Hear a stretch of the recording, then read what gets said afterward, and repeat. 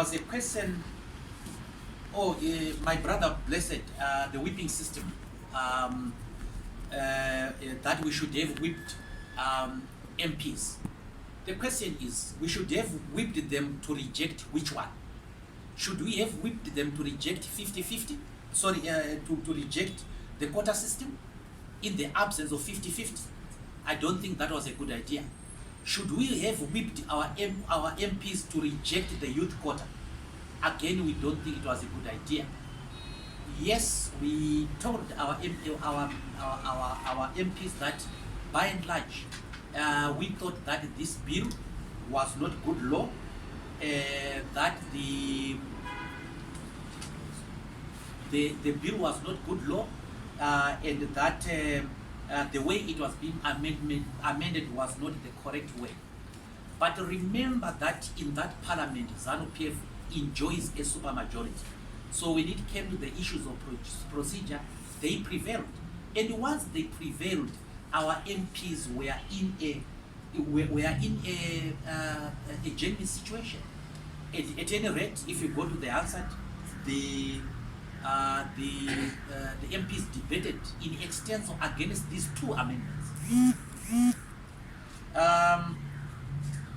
Does the amendment give more power to the president? Yes, two of the amendments that we are opposed to, the running mate as well as the judge's clause, give power, too much power to the president. And that was the source of our discomfort. I don't think the amendment relating to the quota for women gives power to the president. I don't think so. I don't think the amendment relating to the youth gives power to the president. I also don't think that the amendment introducing a women's quota in council gives power to anyone, let alone the president. Yes, so yes, you have certain of those clauses giving power to the president, and certain of those clauses not so much giving power to the president. As I said, going into the future, this is not the best way of doing these amendments. We require more consultation, we require more dialogue on these issues. Why the MDC T favors dialogue is that where another party holds a supermajority in parliament, dialogue is the best way, because if you go the confrontational route, the moment you enter the parliamentary gates, then you have lost, because people just vote according to the party. The best interest of the Zimbabwean people, I think by and large, if we look at some of the clauses, the women's quota, the youth quota, devolution, those are things that I think advance democracy and are to that extent justifiable. We are not justifying the clause that deals with the judges. We are not justifying the clause that deals with the running mate. Thank you very much. This time on steps from this end. Mine wasn't answered. Which one was it? On looking at this, There was, sorry, my friend, sorry. There was a question on whether MPs were whipped at any stage. At this stage, at the last stage, no, they were not whipped. At the committee stage, where we debate clause by clause, yes, they were whipped. They were whipped to oppose the running mate clause, and they did. They were whipped to oppose the judge's clause, and yes, they did. They were whipped to support something progressive for women, something that advances women, and they did. They were whipped to support something that advances the interests of those people marginalized and abused, the youths, and they did.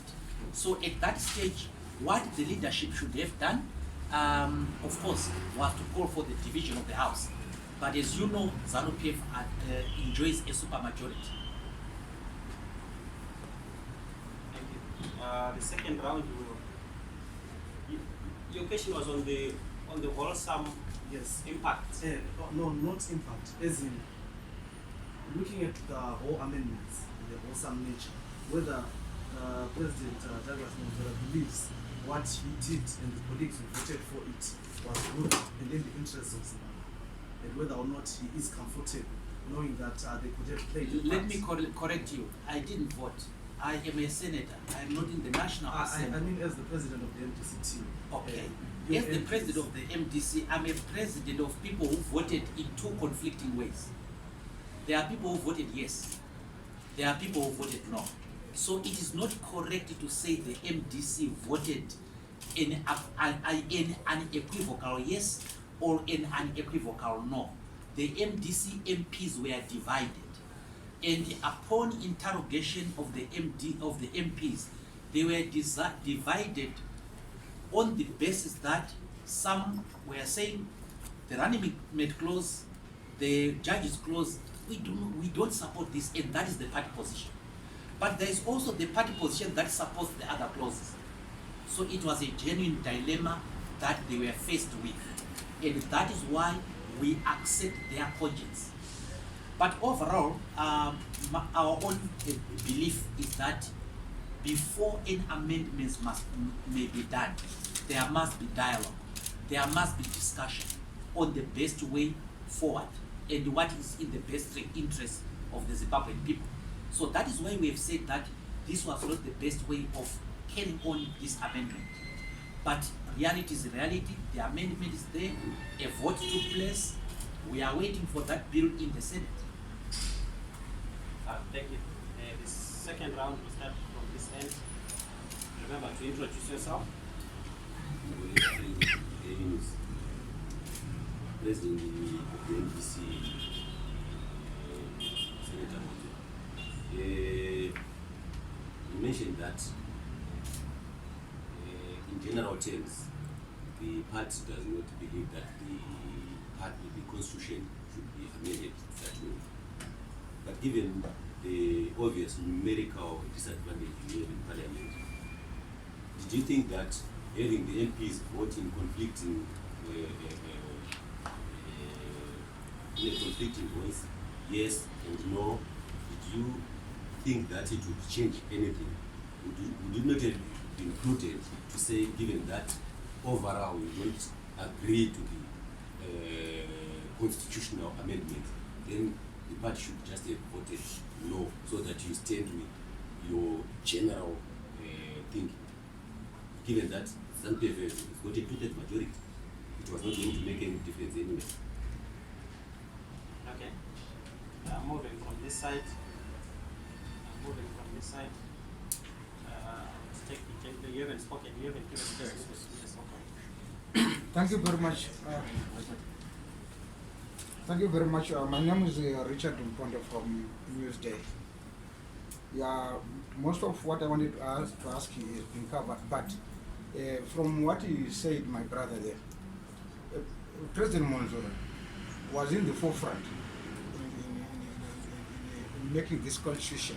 He was part of the compact. And I remember seeing him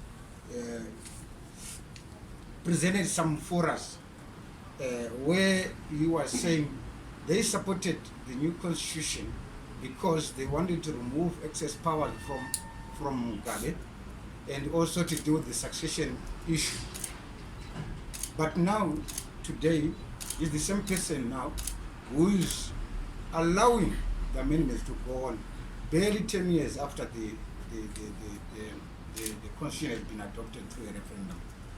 So, what has changed from what he was believing before the new constitution and now? And second one, and last. And also, the MDC is saying it's not dining or it's not in bed with Zanu-PF. How do you justify where MPs of MDC vote together with Zanu-PF in the eyes of the public? Because yes, you can say so in words, but indeed the public are seeing you in bed with Zanu-PF. Sure. I just have two quick questions. Again, my name is Blessed Mtlanga from Heart and Soul TV and Radio. On a balance of probability, what percentage of the constitutional amendments did your party agree with, and what percentage of it did your party not agree with? in terms of the weight, would you, for instance, tread to say we would rather defend the proportional representation and hand over power, executive power, to one individual? In weighing it, what would make sense to you? To simply say no to the whole thing because one of the clauses is just so bad that you can't accept it, or you could then accept it? Then the second question is, does the Constitution in its current format not protect the rights of women? Does the Constitution in its current format, without being amended, not protect sufficiently the rights of women? Because the Constitution, from my understanding, in its current format... Oh, please, Blessed. Yes. Ask a question, don't lecture us. No, I want to... Ask the question. Yes. We want to hear the question. The question has been asked, Yes. but I want to put the context so that I do not have to follow Your up. question is, does the Constitution, Yeah. as it stands, Yes. not protect women enough without the necessity Of an amending. of an amendment? Yes, but I just Yes, want so to the highlight. question has been I want to highlight where I am getting the question, so that when you answer, you have sight of where I'm coming from. So I do understand that the Constitution provides for a 50-50 in terms of parliamentary representation, in terms of commissions and appointments. It provides that. So is that clause not sufficient enough in protecting the rights of women? My name is Foster from newspaper.com. My question actually has been asked. Are you going to vote yes on the bill? And then number 2 is, can you rate or scale this bill out of 10? To say which one would you say in favor of, and then the other one which you are not in favor of. Then number 3 is, what was the division looking like? Was it a 50-50 division from the MPs? Because they are saying some said yes, some said no. Okay. Was it 50-50? What was the kind of percentage? Right. And then the third question goes to the youth leader. This is now your fourth. Fine, 4th or 5th. This one goes to the youth leader. You did vote yes to the bill yesterday, and we are looking at the how this bill is being spelled out, and obviously these youths are going to be promoted coming out from the 10 provinces, and almost 7 out of 10 they will come from Zanu-PF. Was your conscience so clear when you did vote yesterday? Thank you very much for those questions. Thank you. Let me answer Blessed's question first, if I may. It's a question that I had really understood. That's why I didn't want him to bother going any further. And the question is a very good one. Does the current Constitution not protect women enough? The current Constitution provides for a women's quota. And it was adjudged to be good by the people in 2013 when they voted for it. They voted for the women's quota. The amendment yesterday sought to extend the women's quota by another 10 years. What was going to happen if this amendment did not happen is that the women's quota was going to end. And therefore the 60 women who are in parliament were not going to be in parliament come the next time. We don't think that is a good idea.